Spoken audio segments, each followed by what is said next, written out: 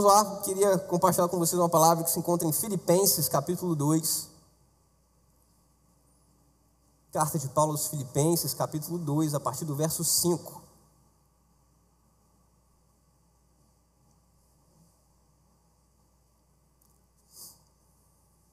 Então vamos lá. Diz assim: tenham entre vocês o mesmo modo de pensar de Cristo Jesus, que mesmo existindo na forma de Deus, não considerou o ser igual a Deus, algo que deveria ser retido a qualquer custo. Pelo contrário, ele se esvaziou, assumindo a forma de servo, tornando-se semelhante aos seres humanos.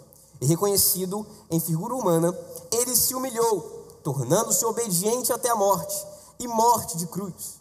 Por isso, também Deus o exaltou sobremaneira. Ele deu o nome que está acima de todo nome, para que ao nome de Jesus se dobre todo o joelho, nos céus, na terra e debaixo da terra, e toda língua confesse que Jesus Cristo é Senhor, para a glória de Deus Pai. Feche seus olhos, vamos orar ao Senhor mais uma vez. Pai, nós te agradecemos, Senhor, por essa noite, por essa oportunidade que temos, Jesus, de nos reunirmos, Senhor, com liberdade na sua casa, entre os nossos irmãos, entre os nossos familiares. Muito obrigado, Jesus, por poder ter acesso à tua palavra, que nos alimenta, nos instrui, nos exorta, nos transforma. Eu oro, Senhor, para que nessa noite o Senhor abra os nossos corações, prepare os nossos corações, como o Senhor prepara uma boa terra para se receber uma boa semente.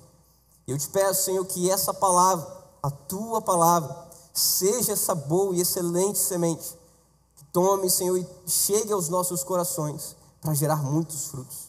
Eu oro, Senhor, para que tire de nós toda distração, todo tipo de atrapalho no meio desse momento de palavra, para que todos possamos ser ministrados por aquilo que o Senhor deseja falar conosco nessa noite. Essa é a minha oração em nome de Jesus. Amém. Pode falar um amém mais forte aí? Amém. Amém.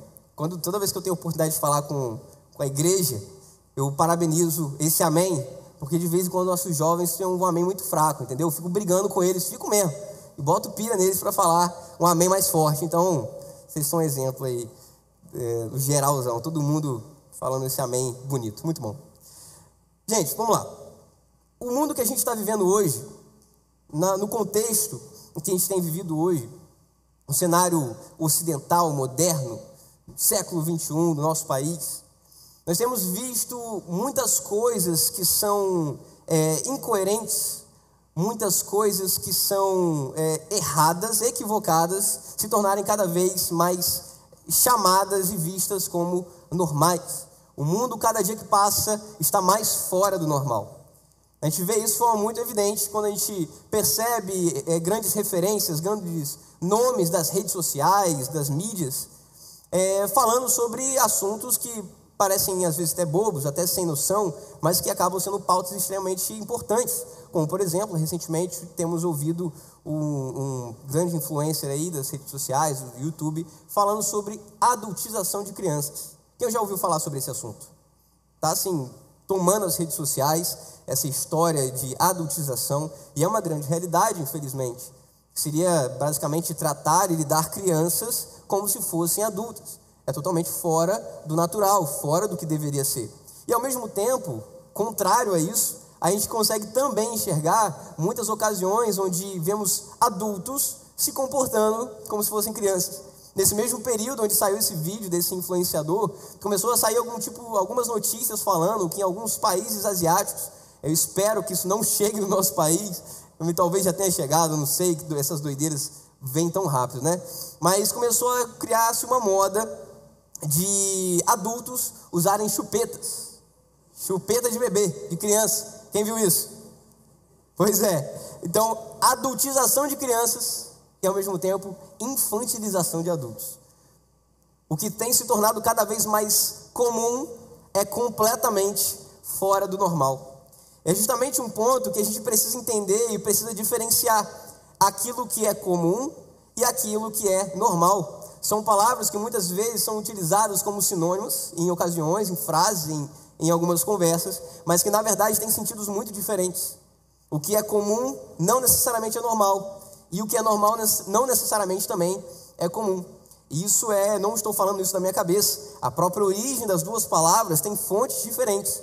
Quando a gente vê a ideia do que é normal, baseado na própria origem da palavra, normal, eu pesquisei aqui, estou com a minha colinha para não falar besteira, mas normal vem do latim normalis, que tem ali como significado aquilo que é realmente uma régua de se medir, aquilo que é adequado, aquilo que serve como regra, ou como modelo, ou como medida. Isso é o normal. E por outro lado, existe ali o que é comum. Então, o comum não é a mesma coisa. Comum é aquilo que é muito mais quantitativo do que realmente normativo. O comum é aquilo que começa a ser feito em comunidade, que também vem de uma palavra do latim communis, que tem essa ideia de que muitos fazem, muitos têm a mesma prática. E apesar de muitas coisas hoje no nosso meio, na nossa sociedade, até mesmo na nossa fé, serem comuns, não as torna normais. E é muito importante a gente entender essa diferença de forma muito prática, até mesmo porque muito daquilo que é normal é até mesmo raro. Parece contraditório quando a gente vê isso, mas entendendo essas diferenças fica muito mais claro. Por exemplo, é normal que de anos em anos se aconteça um eclipse solar ou lunar. É algo que acontece o tempo todo? Sim ou não? Não, a gente não vê um eclipse acontecendo o tempo todo. Então não é comum, mas é algo normal, é algo da natureza. É comum, a gente agora trazendo para outros cenários, a nossa vida do dia a dia, é comum na vida financeira as pessoas gastarem mais do que realmente ganham. É comum nas vidas financeiras das pessoas acabar o dinheiro e não acabar o mês. Isso acontece muito, é comum. Mas o normal, o ideal, o correto é você conseguir administrar bem as suas finanças de acordo com aquilo que está acontecendo em cada mês. É comum, às vezes, em alguns contextos dos casamentos, dos relacionamentos conjugais, amorosos, os relacionamentos serem tratados como coisas descartáveis. Como que agora eu estou com essa pessoa, daqui a pouco não estou mais com essa pessoa. Como algo realmente que é descartável, dependendo do meu sentimento, da minha emoção naquele momento. Sendo que nós sabemos que o normal, o ideal, é tratar um relacionamento da maneira que a palavra nos ensina, com responsabilidade, com compromisso. E assim é o que deve ser, é assim é o normal, apesar de não estar sendo comum na nossa sociedade. E até mesmo na nossa vida com Deus, na nossa fé, no nosso comportamento com relação ao Deus que nós servimos. Muitas pessoas levam como comum para suas vidas só se dedicar a um momento de oração quando estão precisando de algo, quando está faltando alguma coisa, quando está passando por um momento difícil.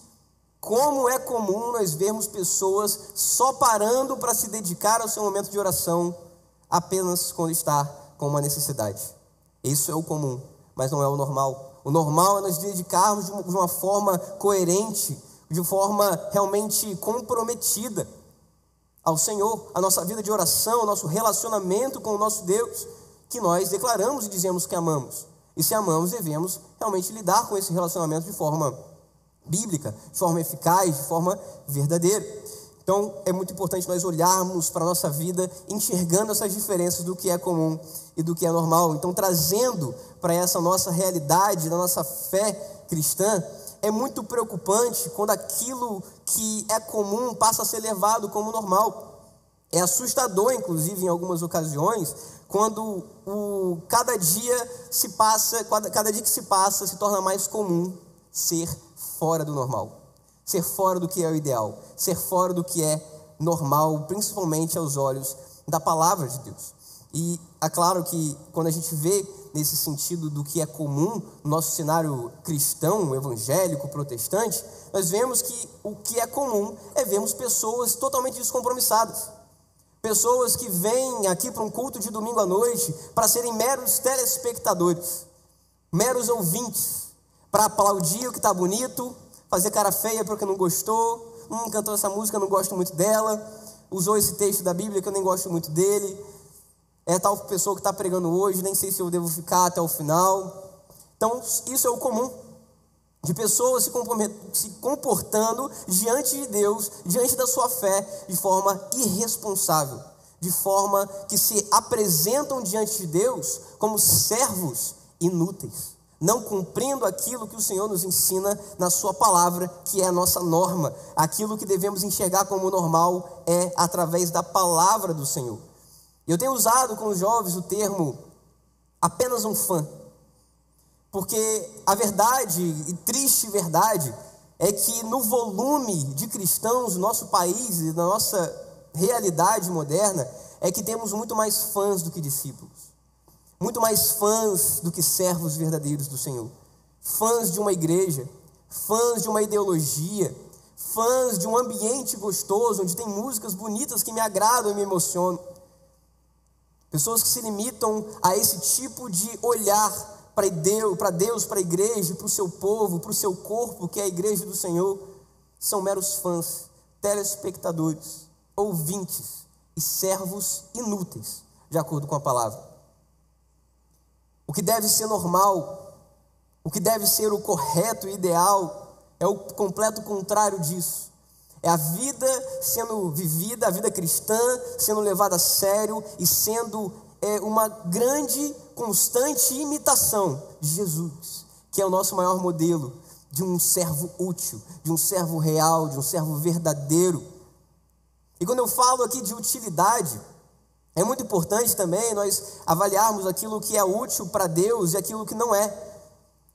Utilidade também varia muito de acordo com cada cenário, com cada ambiente. Alguns exemplos, né, sobre essa questão da utilidade. Um celular sem bateria tem alguma utilidade? Tem ou não? Não. O celular só tem alguma funcionalidade, só tem alguma forma útil de se manusear se estiver carregado, se estiver com bateria, se estiver ligado. Mesma coisa um computador, qualquer seja a tecnologia.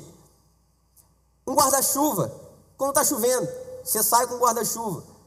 Ele é útil para você, se ele estiver funcionando. Se você está saindo no meio da chuva, com o guarda-chuva todo furado, tem alguma utilidade? Sim ou não?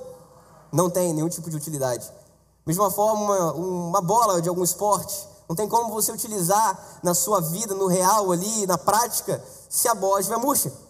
Você chega no dia ali animado para jogar sua pelada ali de sexta-feira, de sábado, aí chega, a bola está murcha, você não tem com quem encher. Que utilidade tem? Nenhuma. E o mais comum, infelizmente, quando a gente faz essa comparação para a nossa vida cristã, é de vermos servos inúteis no nosso meio. Pessoas que só estão preocupadas em sentar num banco, esquentar o banquinho aqui, aproveitar um pouco do ar-condicionado, do banco acolchoado, da música prazerosa com um bom som a se ouvir. E o nosso modelo, que é o próprio Jesus, como eu já disse, ele é um modelo perfeito de um servo útil. E é justamente disso que eu quero compartilhar com vocês. Porque pensando naquilo que nós lemos hoje, né, nesse texto que nós lemos, dessa carta de Paulo aos Filipenses, Paulo ele escreve para um grupo de pessoas que ele já tinha muita afinidade. Era um grupo de pessoas que eram os moradores da cidade de Filipos, onde foi fundada a primeira igreja da Europa pelo próprio apóstolo Paulo durante a sua segunda viagem missionária. Então ele já tinha uma afinidade com esse povo, ele já tinha uma afinidade com essa igreja. Então quando ele escreve com muito carinho, ele escreve com muito amor, com muito zelo, ficando feliz por aquele povo estar vivendo o que estava vivendo como igreja. Ele estava até mesmo em alguns momentos declarando a saudade que ele estava de estar com aquele povo. Só que Paulo, ele, no seu amor pelos seus liderados, no seu amor pelos seus seguidores e pelaquela igreja que ele tinha fundado, ele leva muito a sério o comprometimento que eles deveriam ter com aquilo que é a verdade do Evangelho. Ele leva muito a sério aqui ensinando, instruindo e até mesmo exortando a igreja de Filipos a viverem de forma coerente com a palavra, coerente com aquilo que Jesus viveu. E como ele é realmente esse nosso modelo perfeito, é baseado no próprio Cristo, dentro desse texto aqui que nós lemos, que eu quero compartilhar com vocês sobre como ser um servo útil para Deus. Vocês estão comigo? Sim ou não? Amém. Gente, eu sou meio agitado. Então, se eu ficar perguntando coisas para vocês aqui, me respondam, beleza? Então, beleza. Vamos lá. Como me comportar como um servo útil para o Senhor? Primeira coisa, baseado no texto que nós lemos, é pensando como Jesus. O texto que nós lemos começa falando, Paulo no versículo 5 começa a dizer: tenham entre vocês o mesmo modo de pensar de Cristo Jesus. Em algumas outras versões vai estar: tende entre vós o mesmo sentimento, a mesma atitude, o mesmo comportamento, que claro, acaba sendo até um pouco ainda mais profundo do que somente a ideia do pensamento. Então nós vamos chegar lá também. Mas de início é muito importante para nós nos comportarmos realmente como servos úteis para o Senhor, e não apenas como meros fãs ou espectadores dentro de um templo cheio de pessoas, ter o mesmo pensamento que Jesus tem. Ter na nossa mente os pensamentos do Senhor. E isso pode soar de forma, talvez, impossível. Como é que eu vou pensar aquilo que Jesus pensa? Como é que eu vou pensar aquilo que Jesus pensou? Como que eu vou fazer uma coisa como essa? Tem até um livro que tem como título, o próprio título já nos desafia muito a refletir na vida, que é um livro antigo, clássico da literatura cristã, protestante, Em Seus Passos, O que Faria Jesus? É uma forma muito interessante de nós nos questionarmos e avaliarmos a nossa prática do dia a dia. O que Jesus faria nesse cenário? O que Jesus faria nesse contexto? O que Jesus faria na minha situação, onde eu me encontro, na minha casa, na minha família, no meu relacionamento, seja no conjugal ou de amizades, seja até mesmo no relacionamento aqui dentro da igreja com os seus irmãos. O que Jesus faria? O que Jesus faria no seu trabalho, no contexto onde você vive hoje, nas situações de desafios que você passa? O que Jesus faria no seu lugar? Essa é a ideia de ter o pensamento de Jesus, ter na nossa mente os mesmos pensamentos do que Jesus. E a melhor forma de nós entendermos isso de forma mais clara e até de forma mais estruturada, robusta para a nossa fé e para os nossos corações, é conhecendo a palavra de Deus. Como é bom ter acesso à palavra de Deus.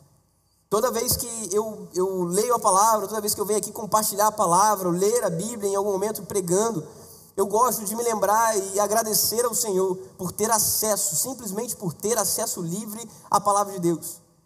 Isso é algo que em muitas culturas, em muitos contextos, no nosso tempo de hoje, é proibido. Não só proibido, mas é castigado aquele que tem acesso a uma Bíblia. Em muitos países ao redor do nosso mundo tem esse tipo de situação. Nossos irmãos em Cristo, espalhados principalmente pelos países mais ali do Oriente Médio, alguns países asiáticos também, passam esse tipo de situação de perseguição simplesmente por ter uma Bíblia. E você tem uma no seu bolso. Tem gente que tem uma Bíblia até no relógio. Esses smartwatches da vida aí, consegue pegar e ver um versículo da Bíblia no próprio relógio. É tão bom, é tão prazeroso, é uma dádiva podermos ter acesso à palavra do Senhor a todo tempo. E é essa a palavra do Senhor que nos instrui e que nos mostra como pensar como Jesus pensou. É dessa maneira que nós alimentamos a nossa mente da maneira de Cristo. Alimentamos nossos pensamentos com o mesmo modo de pensar de Cristo Jesus. E para pensar como Jesus, então a gente precisa entender como Jesus pensa. É justamente isso que a palavra nos mostra de Gênesis a Apocalipse. Temos 66 livros de uma Bíblia para nos mostrar como que Jesus pensa, como que Jesus pensou e como que Ele espera que nós, como seus seguidores, como seus filhos, como seus pequenos cristos, se imitem e vivam da mesma maneira. Tem uma passagem de alguns textos do Novo Testamento que eu considero como uma das minhas passagens, porções bíblicas favoritas, que é o Sermão do Monte. Sou apaixonado por esses textos. Começa ali em Mateus capítulo 5, e Jesus começa a falar, a ensinar, a instruir os seus discípulos, aqueles que estavam ali mais próximos, e alguns outros também que estavam ao seu redor, como que deveria ser a vida prática cristã. Como que deveria ser a vida real no reino do Senhor, na terra, na nossa vida do dia a dia. Por isso que eu sou apaixonado por esses textos, porque nos mostra como viver uma vida prática, não só uma intenção de viver, não só uma ideologia apenas, mas realmente uma vida prática. Ali então no texto de Mateus capítulo 5, a partir do verso 3, inclusive aqui, Jesus vai falar a respeito das bem-aventuranças. E essas bem-aventuranças, de certa forma, aqui expressam aquilo que está na mente de Jesus. Porque ele fala aqui a respeito daqueles que são abençoados por fazer tal coisa. E essas coisas tais que Jesus mesmo fazia e praticava com perfeição, como a própria perfeição, a plenitude de quem Deus é, está em Cristo. Tudo aquilo que ele nos ensinou, ele viveu na prática e de verdade. Então eu quero ler com vocês essas bem-aventuranças e algumas passagens que tenho aqui nesse texto de Mateus 5. Diz o seguinte, a partir do verso 3. E Jesus disse: bem-aventurados os pobres de espírito, porque deles é o reino dos céus. Bem-aventurados os que choram, porque são consolados. Bem-aventurados os mansos, porque herdarão a terra. Bem-aventurados os que têm fome e sede de justiça, porque serão saciados. Bem-aventurados os misericordiosos, porque alcançarão a misericórdia. Bem-aventurados os limpos de coração, porque verão a Deus. Bem-aventurados os pacificadores, porque serão chamados filhos de Deus. Bem-aventurados os perseguidos por causa da justiça, porque deles é o reino dos céus. Bem-aventurados são vocês quando por minha causa os insultarem e os perseguirem, e mentindo disserem todo mal contra vocês. Alegrem-se e exultem, porque é grande a sua recompensa nos céus, pois assim perseguiram os profetas que vieram antes de vocês. Jesus está aqui mostrando aquilo que está literalmente na mente dele. Jesus está aqui mostrando aquilo que ele espera que esteja na nossa mente. Aqui Jesus está falando: abençoados são aqueles que vivem dessa maneira. Abençoados são aqueles que pensam dessa maneira, que têm nas suas mentes esses pensamentos. Bem-aventurados e abençoados são esses. E Jesus continua em todas. Se eu fosse parar para falar ponto a ponto aqui do Sermão do Monte, a gente ia ficar um bom tempo aqui estudando sobre isso, né? Então eu inclusive faria com muito prazer. Então aqui continuando no versículo, a partir do versículo 13, Jesus explica um pouco mais a respeito desse tipo de comportamento e pensamento que devemos ter imitando a ele. Que tem aqui um momento onde ele fala a respeito do sal da terra e da luz do mundo, nos comparando a isso. Então Jesus fala no versículo 13 do capítulo 5 de Mateus: vocês são o sal da terra. Ora, se o sal vier a ser insípido, como lhe restaurar o sabor? Para nada mais presta, senão para lançado fora, ser pisado pelos homens. Vocês são a luz do mundo. Não se pode esconder uma cidade situada do alto de um monte, nem se acende uma lamparina para colocá-la debaixo de um cesto, mas num lugar adequado, onde ilumina bem todos os que estão na casa. Assim brilhe também a luz de vocês diante dos outros, para que vejam as boas obras que vocês fazem e glorifiquem o Pai de vocês que está nos céus. Jesus está aqui mostrando e falando a respeito dessa comparação com a nossa vida cristã prática, com a utilização do sal e a utilização da luz no contexto onde Jesus vivia naquele tempo. E só para a gente trazer aqui para a nossa realidade, na época de Jesus não tinha geladeira, não tinha Brastemp, que nem na sua casa, não tinha aquela Electrolux bonita de 2 portas, que tem na sua casa chique, né? Não tinha isso na época de Jesus. Então o que Jesus usava? O povo daquela época usava para preservar os alimentos? O sal. Jesus está aqui comparando a nossa vida, nossa vida cristã com o sal e com a luz, porque o sal tinha muitas utilidades. O sal tinha a utilidade de preservar o alimento, e tem, como até hoje, né, a utilidade de salgar o alimento, de dar sabor ao alimento. Então Jesus está aqui falando: se o sal perde o sabor e perde a capacidade de preservar os alimentos, que utilidade ele tem? Nenhuma. Só vai servir para ser pisado pelos homens. É isso que a palavra vai falar. Depois ele fala inclusive da questão da luz, que a luz ela só cumpre a sua utilidade, só cumpre o seu propósito quando ela está colocada no lugar correto, fazendo o que se deve fazer. Porque se você pegar uma luz, se a gente pegasse todas essas luzes que temos aqui no nosso ambiente e colocássemos debaixo das cadeiras, vocês acham que iluminaria da mesma maneira que está iluminando assim? Sim ou não?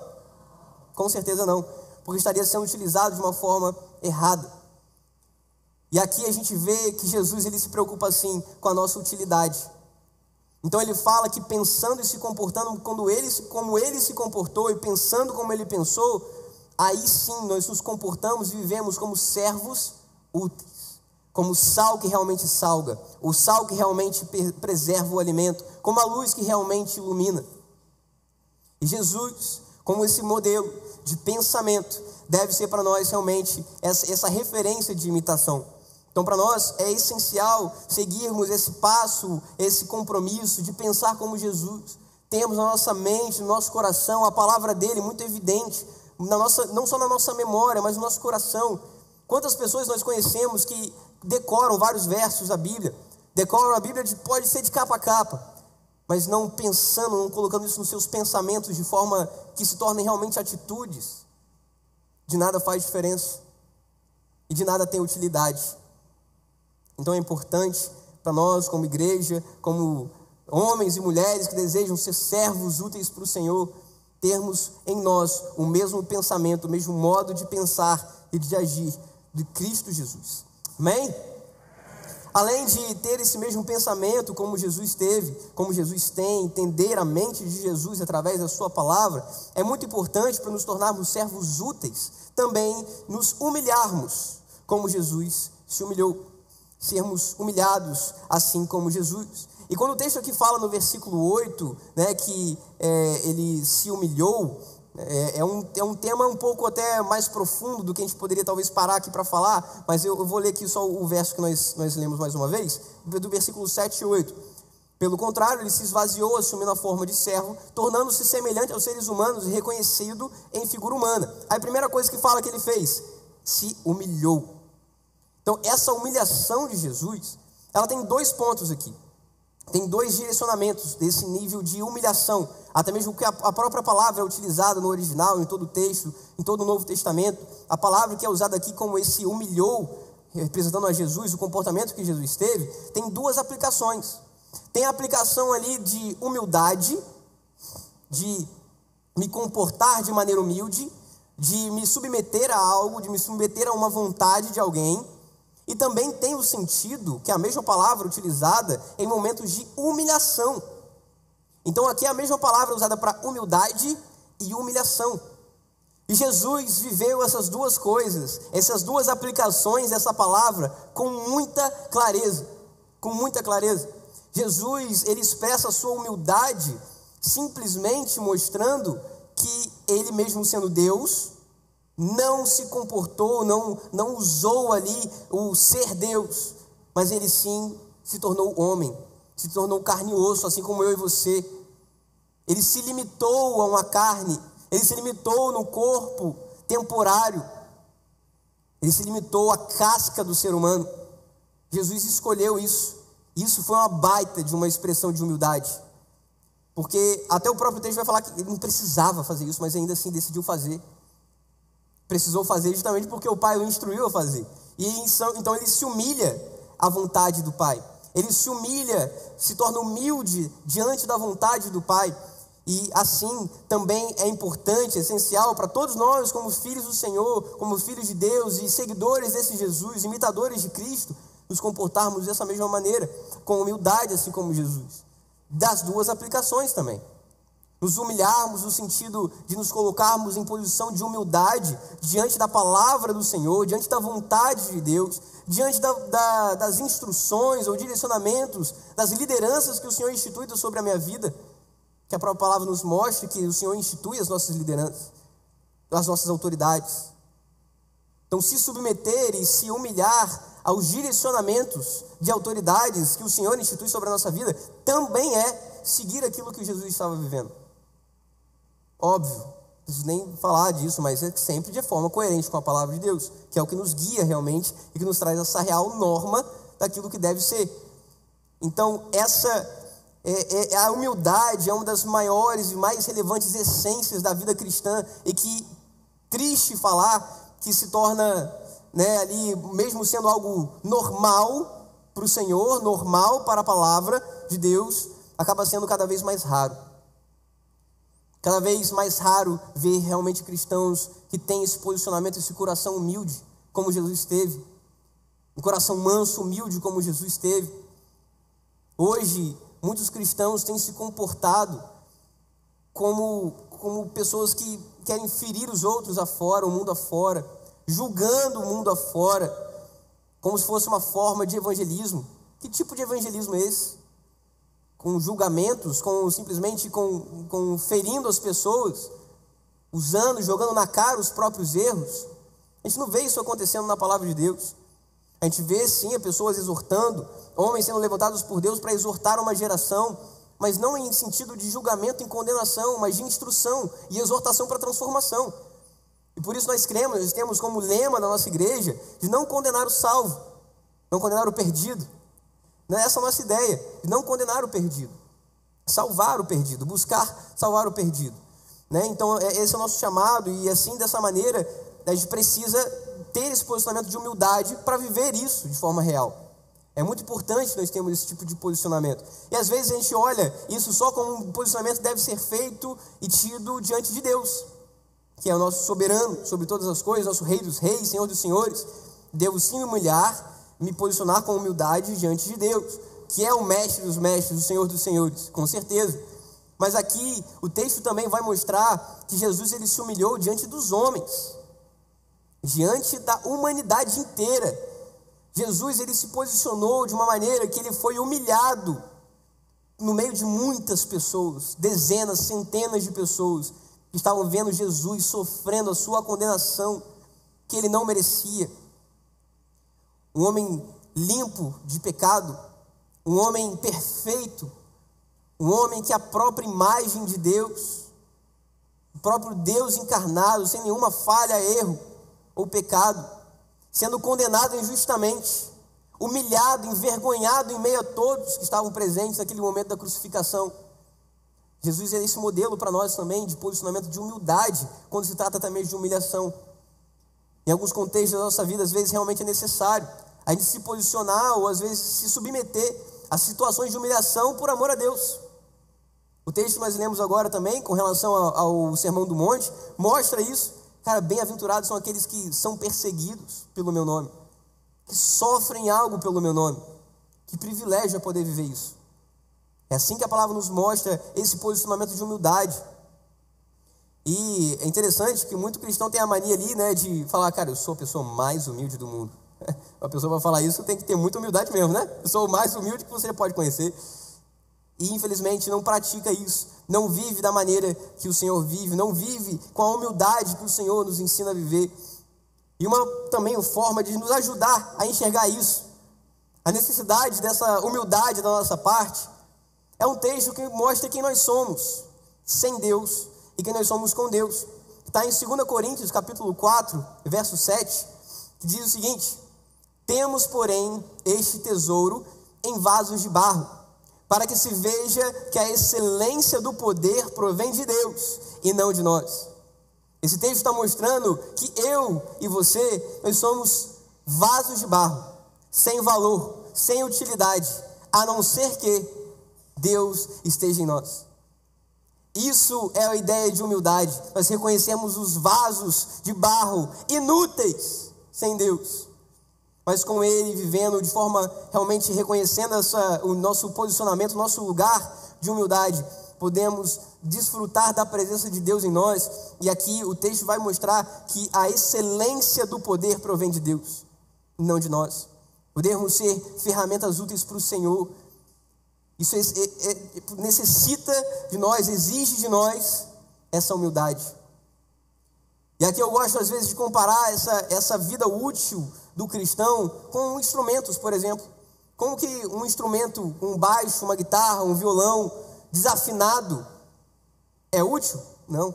Um violão sem corda é útil? Não. Uma ferramenta, um serrote sem as serras é útil? Não. Perde a sua utilidade. Então, eu sempre peço ao Senhor, eu tenho o costume de orar ao Senhor, para desse posicionamento de humildade, orar ao Senhor, pedindo ao Senhor que eu seja um instrumento útil nas suas mãos, como um instrumento afinado nas suas mãos, uma ferramenta útil nas suas mãos, bem alinhada, como uma espada. Pensa num instrumento, uma arma ali, seja uma arma de fogo, uma espada, seja o que for, se ela não estiver da maneira que deve estar, ela é muito mais perigosa para quem está segurando, é inútil para quem está segurando. Então, para nos tornarmos realmente esses servos úteis do Senhor, nós precisamos ter esse posicionamento de humildade, assim como Jesus teve, nos reconhecendo, nos avaliando como esses vasos de barro inúteis, se não forem pela presença de Deus, que nós, a partir daí, somos vistos aí realmente como algo de valor, porque Deus está em nós. Amém? Então, esse posicionamento de humilhação, de humildade, assim como Jesus teve, além dos pensamentos de Jesus. Além disso, Outro ponto que é essencial para nós nos tornarmos ali realmente servos úteis, nos posicionarmos como servos úteis do Senhor, é obedecendo como Jesus. A característica da obediência de Jesus, ela é evidente em toda a sua jornada ministerial. A gente vê isso justamente porque Jesus começa o seu ministério no momento que deve começar. Acontecem com certeza muitas coisas que às vezes não estão nem registradas, que talvez exigiriam de Jesus, cara, você precisa começar seu ministério logo.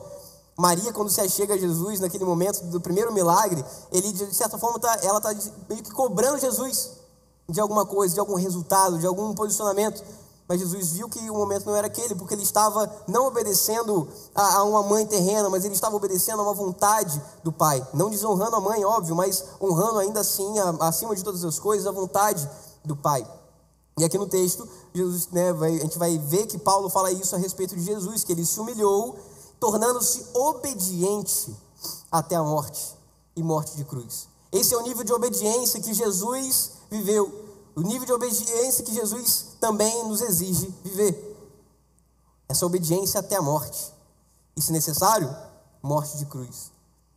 Jesus, a própria obediência do Senhor, a gente canta a respeito disso, e tem uma música que vai falar sobre isso, que a obediência de Cristo nos deu a vida eterna. Isso é realmente um princípio completamente bíblico, que foi justamente essa obediência de Jesus, que foi até a morte de cruz, por mim e por você, nos nossos lugares, é que nos trouxe a possibilidade de uma vida eterna, uma possibilidade de salvação e de reconexão com o Pai. Essa obediência de Jesus, ela é exigida de nós também, nos posicionarmos com obediência. Porque quando a gente fala de servo, que é a nossa ideia aqui de sermos servos úteis, é importante vermos aqui que quando o contexto de servidão que é falado na Bíblia, é num contexto de escravo.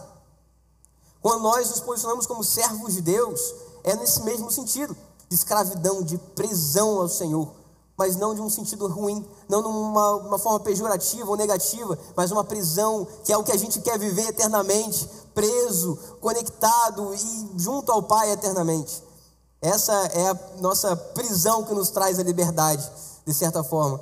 Então é nesse sentimento, nesse posicionamento de servidão que nós devemos olhar para o nosso Pai, olhar para o nosso Senhor, e porque é essencial existir essa obediência da nossa parte. Assim como o servo obedece ao seu Senhor, assim nós devemos obedecer à vontade de nosso Deus. E aqui quando a gente fala sobre a questão da utilidade como crente, muitos acham que suas utilidades estão nos seus dons, estão nos seus talentos, mas a verdade é que o seu dom, o seu talento não está, a sua utilidade não está no seu dom, não está no seu talento. A sua utilidade está verdadeiramente em obedecer a Deus no uso dos seus dons e dos seus talentos. Não adianta você ter todos os dons espirituais. Não adianta você ter o talento de falar bem, de se pronunciar bem, de se comunicar bem, de cantar, de tocar um instrumento. Não adianta você ter nenhum desses talentos se você não usa esses dons e talentos em obediência à vontade de Deus para a sua vida. Se fosse suficiente ter dons e talentos, o lugar mais cheio de dons e talentos seria o altar do Senhor. Mas infelizmente, quando a gente vai comparar em quantidade, o lugar onde se acumula mais dons e talentos é o próprio cemitério, onde pessoas que usaram dos seus dons de maneira equivocada, usaram seus dons, usaram seus talentos de maneira totalmente incoerente com aquilo que é da norma do Senhor, e foram servos inúteis durante todas as suas vidas. Porque não adianta você louvar ao Senhor com os seus dons e talentos em desobediência. Isso não tem como acontecer. Não tem como. Apesar de acontecer com frequência, de ser de certa forma até comum, como estávamos falando no início, não é o normal, não é como deve ser. Não adianta você ter dons e talentos se você não os usa em obediência a Deus. E essa obediência é o que nos exige nessa palavra, é o que nos exige aqui nesse comportamento para sermos servos úteis diante do Senhor. Porque é isso que Ele espera de nós.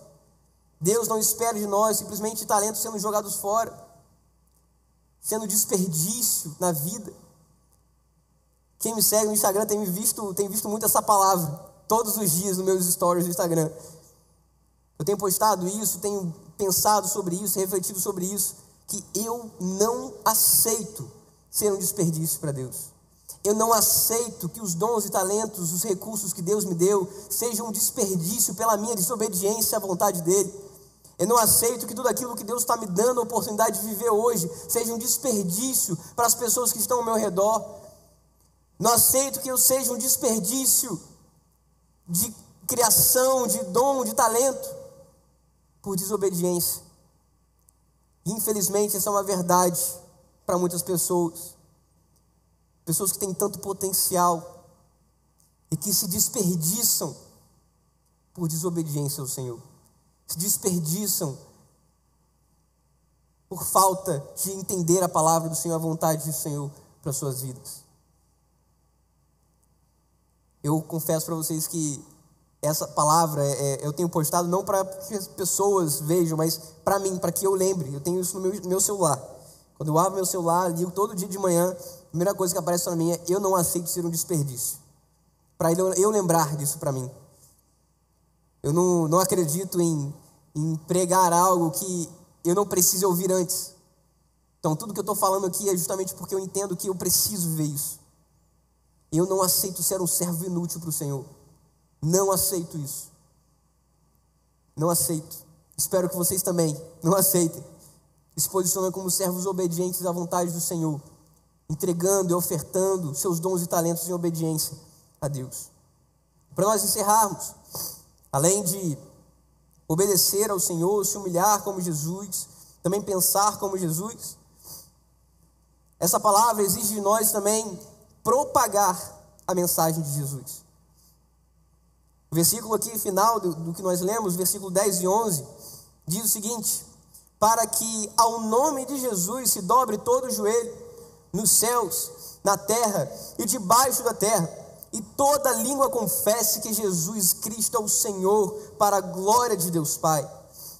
Isso aqui só acontece se eu e você propagarmos a mensagem de Jesus. É uma responsabilidade nossa, como imitador de Cristo, compartilhar daquilo que Ele compartilhou, compartilhar da vida dEle, que é a própria mensagem do Evangelho, a vinda dEle, a sua morte, a sua ressurreição, os seus mandamentos, os seus princípios, os seus ensinamentos. A nossa utilidade como servos de Deus está em propagar o Evangelho do Senhor, propagar a mensagem que Jesus nos trouxe, propagar a mensagem que um dia nos alcançou. Nada do Evangelho pode parar em você. O Evangelho não pode parar em mim. Essa é uma mensagem que deve passar por mim e então seguir adiante. É assim que deve ser. Para que o nome do Senhor seja glorificado, para que todo homem, todos os povos se prostrem aos pés do Senhor e toda língua confesse que Jesus é o Rei dos Reis e o Senhor dos Senhores. Isso exige de nós um posicionamento de propagar essa mensagem. Como que o povo perdido desse mundo vai ouvir a respeito dessa mensagem se eu e você não propagarmos ela? Você já parou para pensar que as pessoas que convivem com você talvez nunca tenham tido acesso ao Evangelho de verdade, e talvez só você possa ser essa ferramenta, só você possa ser esse instrumento de propagação da mensagem de Jesus? Tem uma frase que eu até gosto dela, mas ela tem um grande perigo. Pregue, se necessário, use palavras. Eu gosto dessa frase, que ela mostra a importância de termos um bom testemunho, que o nosso comportamento é uma pregação, a nossa vida é uma Bíblia que as pessoas leem, que o mundo lê. Mas a gente se limitar a não falar, a gente se limitar a não propagar audivelmente, da boca, realmente nós falarmos as palavras do Senhor, o Evangelho do Senhor, esse é um grande perigo. É um grande perigo de você estar se tornando um servo inútil na sua casa, um filho inútil como servo do Senhor, de não falar do Evangelho para os seus pais, um servo inútil no seu trabalho, como um empregado que crê em Jesus, mas não fala dele no seu ambiente, um servo inútil de estar num ambiente de faculdade, onde é totalmente promíscuo e perdido, você tendo energia, tendo conhecimento da verdade, não falar, você está sendo um servo inútil para Deus, um desperdício de dom, de talento, de conhecimento. Jesus, o nosso grande modelo de perfeição e de vida prática cristã, não desperdiçou os dons e talentos que ele tinha, como homem e como Deus. Fez os seus milagres, fez tudo o que tinha que fazer, obedeceu o Pai até a morte.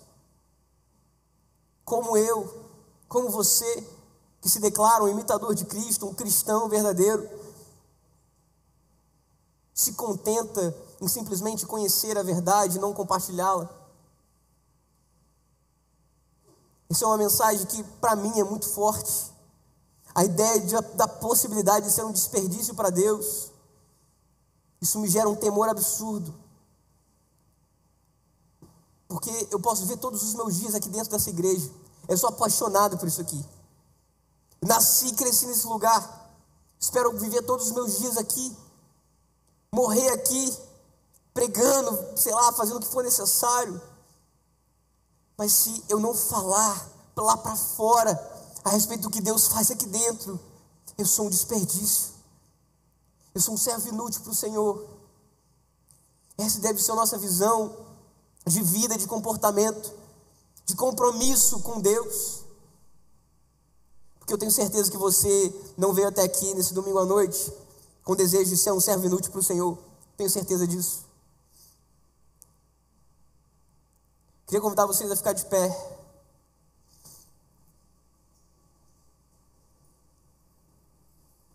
Tudo que nós compartilhamos aqui hoje tem a ver com Jesus como o centro de todas as coisas,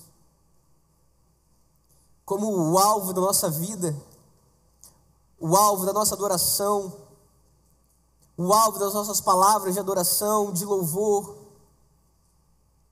e também nosso alvo de imitação, nosso modelo de vida. Tudo é sobre Jesus. Cristo é o centro das nossas vidas. E se não é, deve ser. Se não é na sua ainda, precisa ser. Eu não vou fazer uma oração aqui hoje para talvez você entregar a sua vida diante do Senhor, mas você pode fazer no seu lugar. Porque a ideia de ser um servo útil ou não a Deus não se limita a quem está aqui em cima do altar. Não se limita a alguém que canta bonito, ao apóstolo que prega bem, a quem canta, a quem fala, a quem faz alguma coisa bem. Não se limita a quem está aqui em cima do altar, visível, em evidência. Esse chamado de utilidade como servo de Deus é para todos. É para todos aqueles que creem na verdade do Evangelho. Para todos. Para de terceirizar a sua responsabilidade de ser crente para os outros. Reconheça a sua inutilidade. Tome um posicionamento. Mude. E se torne um servo útil, semelhante a Cristo. Feche seus olhos.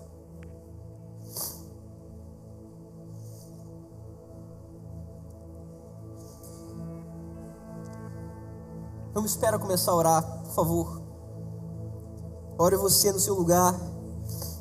Se alguma coisa dessa palavra você entendeu, por favor, ore ao Senhor no seu lugar.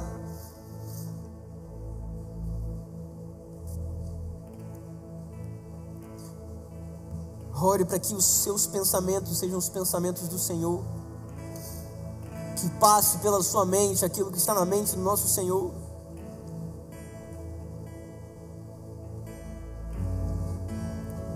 Ore para que Ele te ensine, te direcione a ser humilde como o nosso Senhor também é,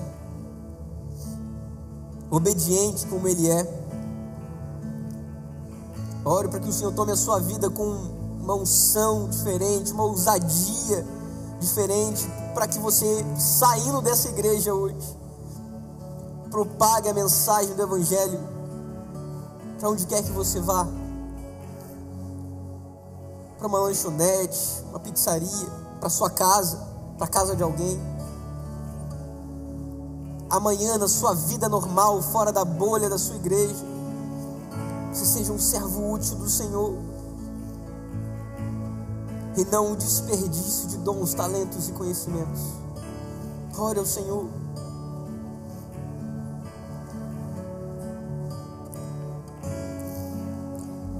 Pai, nós nos colocamos diante do Senhor mais uma vez,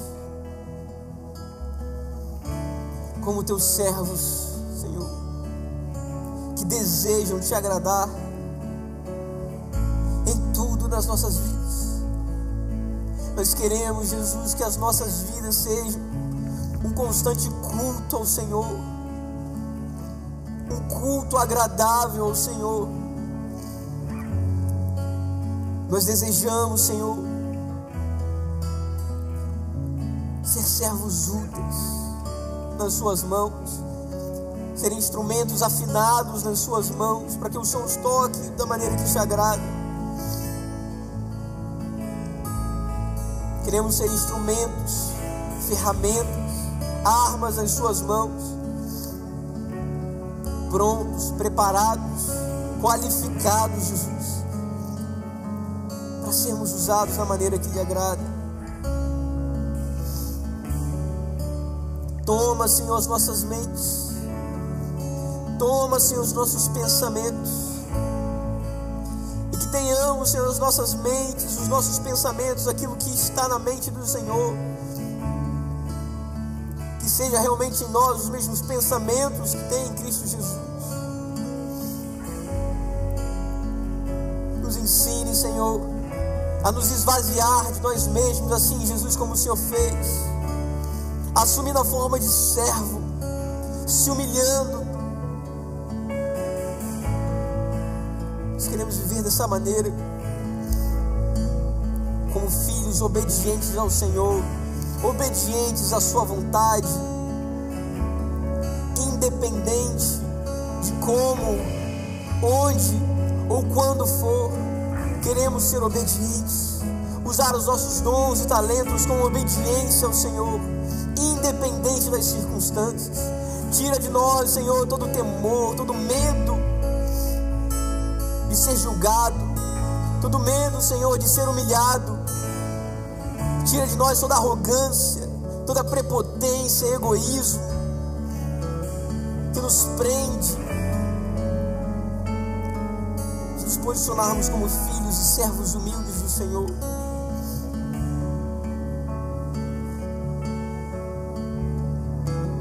Eu oro, Senhor, para que o Senhor tome as nossas vidas. Batiza-nos, Senhor, com o Teu Espírito mais uma vez. Enche-nos mais uma vez com o Teu Espírito, Senhor. Nos capacite a pregar a Tua mensagem. Nos capacite a pregar o Evangelho verdadeiramente. Com a nossa vida, com os nossos comportamentos, mas também com a nossa voz. Toma as nossas vidas, Senhor, para propagar aquilo que o Senhor fez em nós, para propagar aquilo que um dia chegou até nós. Usa-nos, Senhor, usa-nos da maneira que te agrada, para sermos úteis para o Senhor. A sua igreja não aceita ser um desperdício. Não aceitamos ser um desperdício. Essa é a minha oração, Senhor, em nome de Jesus. Amém.